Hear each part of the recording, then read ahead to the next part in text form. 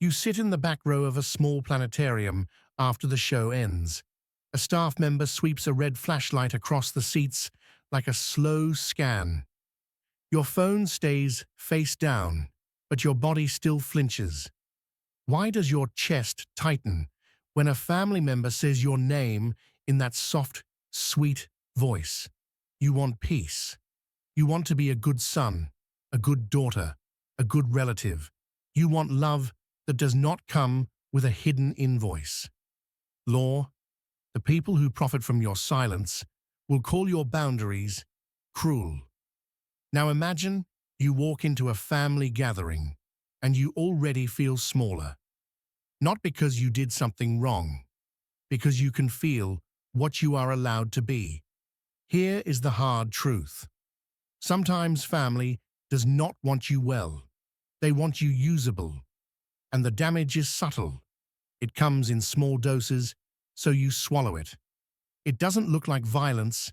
It looks like concern, jokes, and advice you never asked for. In a moment, you'll see why the nicest sentence can land like a threat. Sign 1. They make your calm feel selfish. You say no once. They do not argue. They pause, sigh, and get disappointed. You feel it in your throat, like you swallowed something dry. They do not need a fight. They only need you to panic about being the bad one. It doesn't look like pressure. It looks like hurt. Ask yourself this. Why does their comfort matter more than your nervous system? Why do you explain simple choices like you are in court? Why do you rehearse your words before you speak to them? Why do you feel guilty for resting? One sentence can train you for years. Sign 2. They rewrite your role. You are not a person in the room. You are a function, the peacemaker, the helper, the one who understands. Attachment is when you treat approval like oxygen. You reach for it without thinking, like checking your phone again, even though nothing changed. Here is what that creates. You start measuring yourself by their mood. You start calling your own needs too much. You start smiling while your stomach twists, and they reward that version of you. A warm tone, a quick good, a little praise that ends the moment you stop performing. Internal self-seen. You stand in your bathroom with the tap running. The glass fogs at the edges. Your hands shake for no clear reason. Your chest feels tight. And the motive is simple. You want safety, even if it costs you truth. Notice the red flashlight again as it slides across the aisle. A tiny dot moves, and your eyes follow it. That is how your attention gets led. In a moment, I'll show you the trick that makes you defend them even while you hurt. Sign 3. They punish you for growing. You get healthier. You get quieter. You get clearer. And suddenly, you are different. External micro scene. You stand at the kitchen counter. A spoon taps a glass, once, twice, 3 times. An older relative smiles and says, "Who do you think you are now?" You laugh because you were trained to soften the blow. Your palms go damp. And the motive is simple. You want belonging. It doesn't look like envy. It looks like humor. Sign 4. They bring you problems, then blame you for the mess. They drop worry on your lap. Then they watch what you do with it. If you fix it, they expect it again. If you don't, you are cold. External micro scene. A family group chat lights up. One message lands like a weight. We need you. Right now. No details. Just urgency. You stare at the typing bubble. Your jaw tightens. And you feel the old motive. Relief, if you can fix it fast. Soon, you'll see why urgent is their favorite word, even when nothing is on fire. You were trained to treat their distress as your job. So your body moves before your mind agrees. You rush. You over-explain. You swallow your anger because anger feels dangerous. The hidden battlefield is not your intelligence, it is your reflex. A small part of you believes love must be earned by shrinking. They learned your pattern. They press the same spot. You fold the same way. It doesn't look like love, it looks like a tax. If you keep paying, they keep charging. That is not fate. It is a habit built on your fear. You pay in sleep. You pay in self-respect. You pay in the disgust you feel later, when you realize you said yes again. Here is the pivot. Awareness is not coldness. It is accuracy. You can start small. Pause before you reply. Let the silence exist. Answer one question, not five. Say, "I'll get back to you," and actually take time. Next, you'll hear the sign that sounds like care, but is really a way to keep you predictable. The red flashlight clicks off. The room goes darker, and you notice you're breathing. You are allowed to be a person, not a role, and you can stay that way. What if the good one they praise is the version of you that disappears? The red flashlight pauses on the empty seat beside you. It paints a small circle, then slides away. In families like this, harm is not loud, it is polite. So why do you keep calling it love when your body knows it as danger? Law. The people who undermine you the most often do it while smiling. Now imagine you tell yourself, "It's just how they are." You say it like a prayer.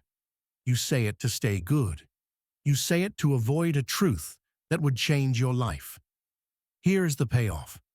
If they can keep you confused, they can keep you close. Not close in warmth, close in reach.